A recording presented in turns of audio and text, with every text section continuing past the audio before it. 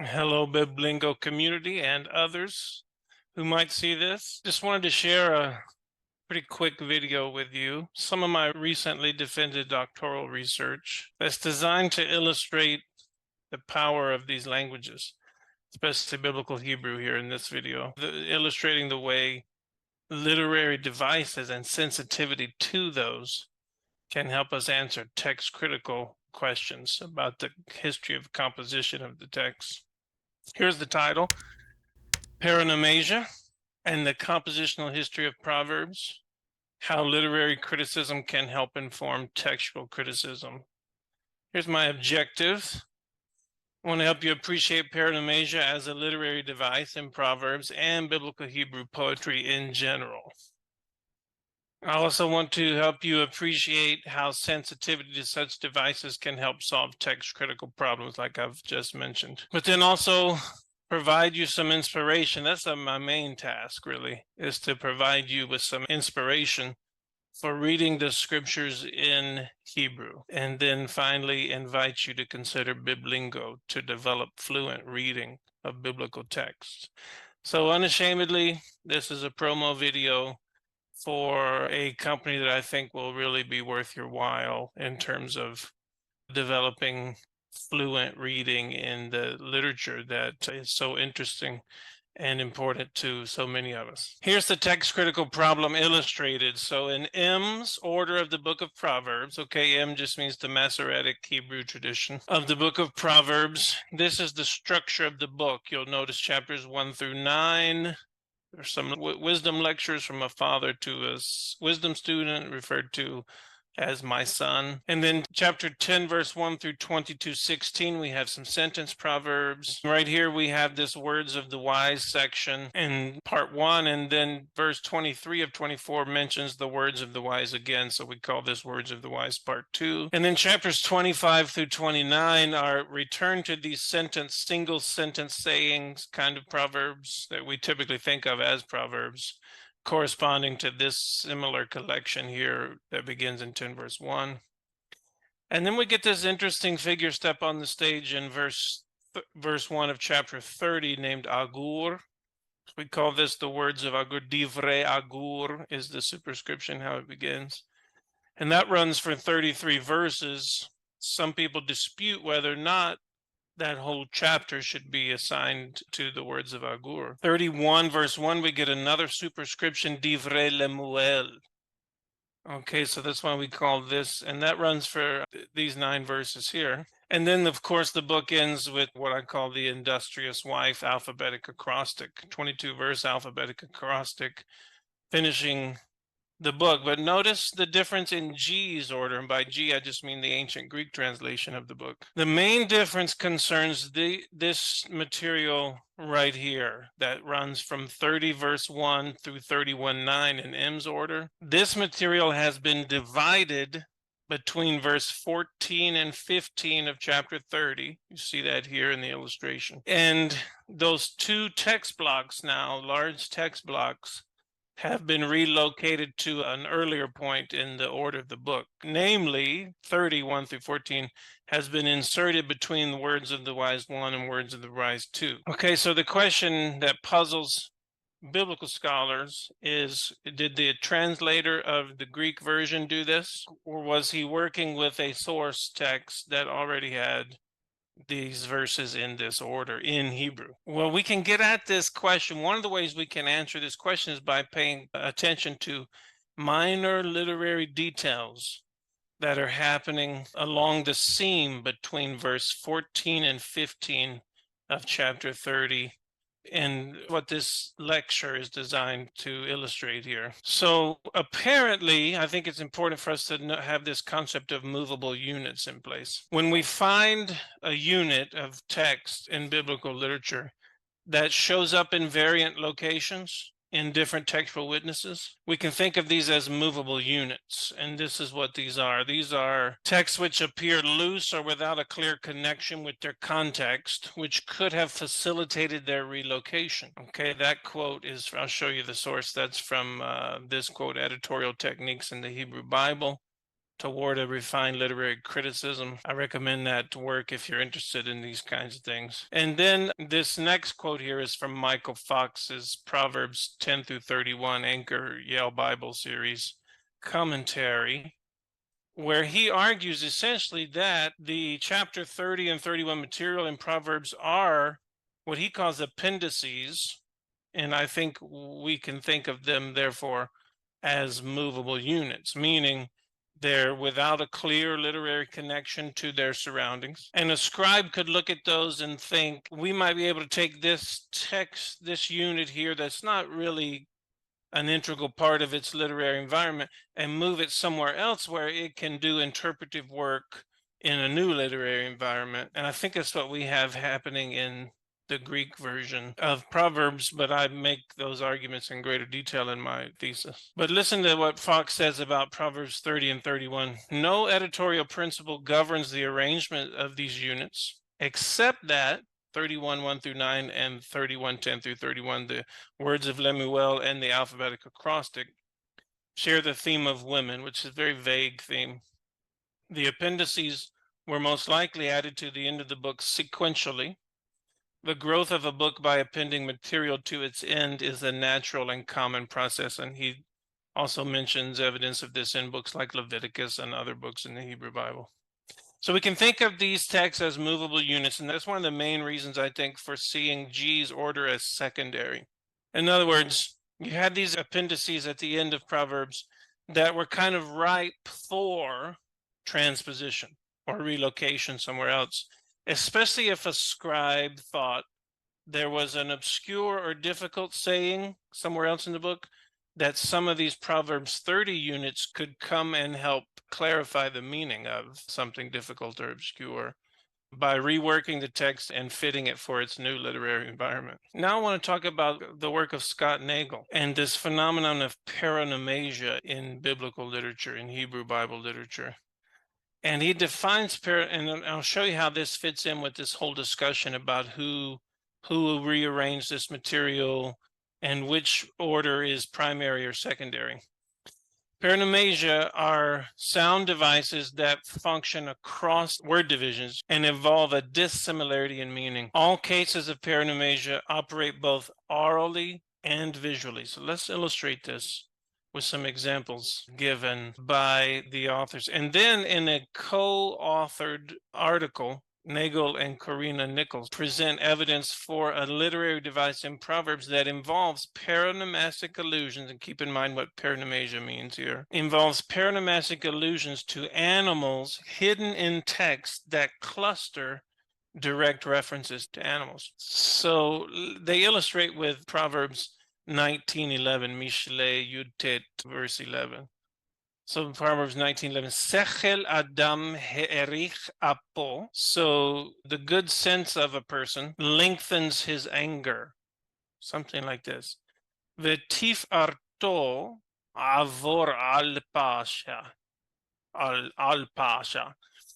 And his glory or beauty is to pass over an offense, something like this. But I want you to notice the sound device here, he'erich, and Nagel and Nichols point this out. This resonates the Hebrew noun ari, which means lion, before the next verse goes on to explicitly mention a lion. So paronomastic allusions, so sound play allusions to animals hidden in text that cluster direct references to animals. Now we have a direct. So the paronomastic echoing, and then here we have the direct reference. Very next verse. Naham ka kefir za'af melech uchetal al esev retzono. Okay, so a roaring like a lion is the wrath of a king. And like dew upon the grassy plants or something like this is his good pleasure. Okay, and then look what the very next verse does. Havot le'aviv ben kasil. Okay, so destructions or destruction in the abstract, probably. Destruction to his father is a son, a fool. foolish son. V'delef tored midyene isha. And a constant dripping, something like this, are the contentions of a wife. So check it out, friends. A direct reference to a lion, flanked by paronomastic allusions to other nouns for a lion. This is a special literary device that Nagel and Nichols show is operative, not just in Proverbs, but other books of the Bible. I'll show you where I found another one that they don't mention in Tehillim Lamed He, so Psalm 35, verse 16. Behanfe la'age ma'og, tarok alai shinemu. Alai shinemu. And if you know the Hebrew word laish, you see where I'm going here. This first verse said here is very difficult to know how to construe this, because it means in the Masoretic tradition something like, with the godless ones of the mockers of a feast or cake or something. So I'm not even sure how to handle this first verse, but look at this one. Gnashing against me their teeth. Interesting image, right? Of gnashing their teeth at the psalmist here. This is a lament psalm. The very next verse, check it out. Adonai kama tir'e hashiva nafshi mishoehem mikefirim yahidati.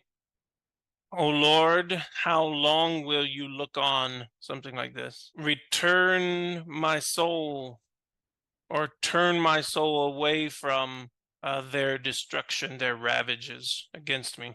Turn my soul away from the lions, or young lions, my precious life. Something like this. So what do we have here again? A resonating of a noun, the noun laish, which means lion, also one of the many words for lions in the Hebrew Bible, before explicitly mentioning in the next verse the kafir, the young lions. Okay, so it's interesting. And Nagel and Nichols suggest that the purpose for this kind of literary device in the wisdom-like literature of the Hebrew Bible was because these certain animals in the Hebrew Bible that did not tend to dwell near mankind were seen as being numinous, sources of numinous wisdom, or divine wisdom, you can think of. Okay, so it was the wisdom student's task, in other words, to find these cleverly hidden sources of divine wisdom, in a sense. Something like this perhaps is the purpose of this device. But I want to show you, they also point out in the same article this technique in Proverbs 30, very important passage for us when we're asking about this movement of Proverbs 30 material in G's witness versus M's witness to the book of Proverbs, where they showed that in a stretch of text running from Mishle Lamed, so Proverbs 30 verse 11, okay, through 17 or 18, but we'll just look at through 17. You have this paronomastic hiding of nouns that refer to flying creatures or flying things, and creeping things paired together in the same cluster of texts in verses that also explicitly mention flying things and creeping things. So let's take a look at these texts. Dor aviv yakalel ve'eti mo lo yevarech. There is a generation who curses its father and does not bless, or will not bless, its mother. Okay, let's keep going. Dor tahor be'enav umitzoato lo ruhatz. So there's a generation that is pure in its own eyes, in its own opinion, and from its waist, let's say, is not washed or cleaned, has not been washed or cleaned. Now look at this verse. Dor ma ramu enav ve'afapav yinaseu. There is a generation, oh, how exalted or lofty is its eyes. So it's got a proud look to it, right? And its flutterers, literally, so its eyelids are raised up. So this is an image of pride or arrogance. Okay. Dor haravot shinav Uma'achalot metaleotav. There is a generation, swords are its teeth, and knives are its molars. Okay. Next part of this verse. Le'echol aniyim me'eretz ve'evyonim me'adam. In order to devour, so they have these sword-like teeth and molars, to devour the afflicted from the earth and the poor from among humankind. Okay, interesting. You notice the things I've highlighted in blue and red here. So I want you to think blue, creeping things, red, flying things. Okay, now let's keep going to the very next verse. So here's Proverbs 30, verse 14. Okay. And here's Proverbs 30, verse 15. Now remember, the witness to G Proverbs, the Greek witness to the book of Proverbs, has divided the textual material between these two verses, it looks like, and moved verses 1 through 14 to a position in chapter 24, and 15 through 31, verse 9 to a later position in chapter 24. Okay, but why is that a primary division for this material, or is it a secondary division of this material? Is it a natural or somewhat unnatural way to divide this text? That's what we're asking here. Now look at this next verse. Le'aluka, and this is a leech. So what kind of thing is a leech? It's not a flying thing, it's a creeping thing. Okay, it's worm-like. Le'aluka shtevanot hav. Okay, to the leech there are two daughters. Give, something like this. Now Fox thinks this is a horse leech that has a mouth at both ends of its body, but I don't know for sure about that, but that's one theory here. Shalosh hena lo tisba'ana, arba lo ammerahon. Okay, so to the leech there are two daughters, give. 3 they are who are not satisfied. 4 who have not said enough. Now let's talk about those. Who are those? Sheol ve'otze raham, eretz lo sav'amayim, ve'esh lo ammerahon.